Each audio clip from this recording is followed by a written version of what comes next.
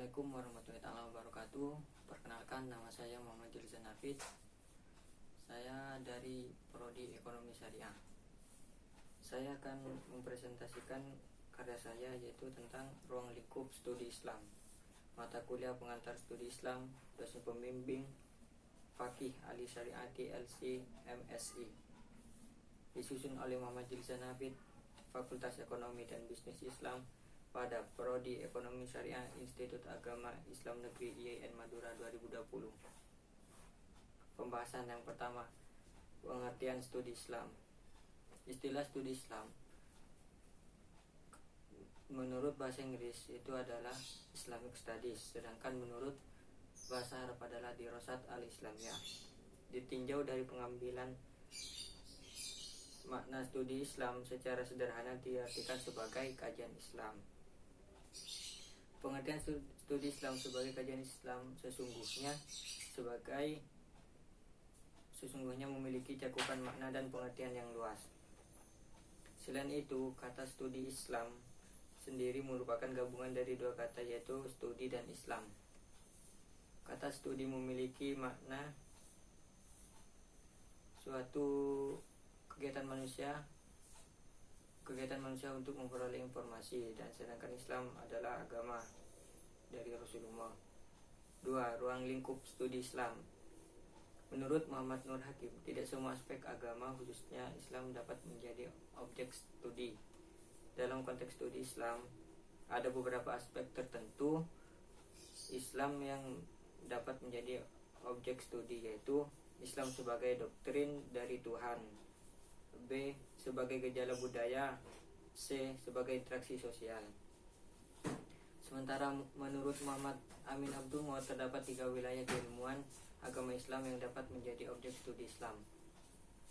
A. Wilayah praktek keyakinan dan pemahaman terhadap wahyu. Yang B. Wilayah teori keilmuan yang dirancang dan disusun sistematika dan metodologinya oleh para ilmuwan.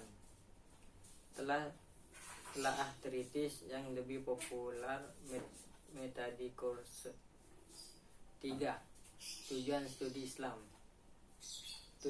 Studi Islam sebagai sebuah kajian secara sistematis terhadap Islam memiliki sebuah tujuan, yaitu 1. Mempelajari secara mendalam tentang hakikat Islam. 2. Mempelajari secara mendalam terhadap sumber dasar ajaran agama Islam yang tetap abadi dan dinamis.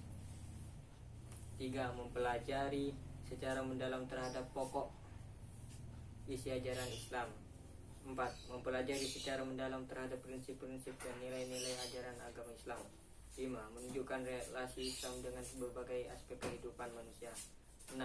Menjelaskan spirit berupa pesan moral dan value yang terkandung di dalam berbagai cabang studi Islam. 7. Untuk mempelajari secara mendalam pokok-pokok isi ajaran agama Islam yang luas.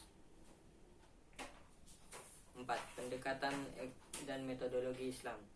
Untuk melakukan studi Islam ada beberapa istilah yang perlu dipahami dengan baik. Pemahaman terhadap istilah-istilah ini akan memudahkan untuk memasuki bidang studi Islam. Salah satunya yaitu A. Pendekatan historis, B. Pendekatan filosofis, C. Pendekatan ilmiah, D. Pendekatan doktriner, dan E. Pendekatan normatif. Penutup kesimpulan, studi Islam meliputi kajian agama Islam dan tentang aspek keislaman masyarakat dan budaya Muslim.